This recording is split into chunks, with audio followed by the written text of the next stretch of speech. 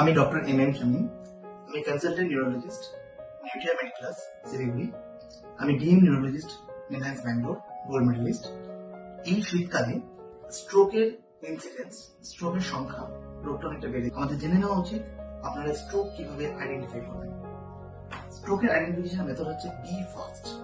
B মানে balance. হঠাৎ করে যদি কারোর ব্যালেন্সের প্রবলেম হয়, ভারসাম্য যদি বডি রাখতে না পারে।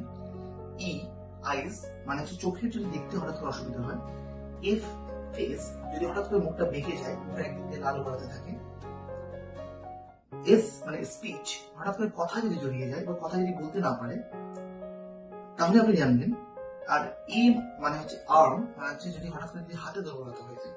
তাহলে B E F A S, এইগুলোর মধ্যে যদি সবগুলো বা কোনো একটাতে যদি হঠাৎ করে কোনো প্রবলেম হয় তাহলে জানবেন টি মানে টাইম, সঙ্গে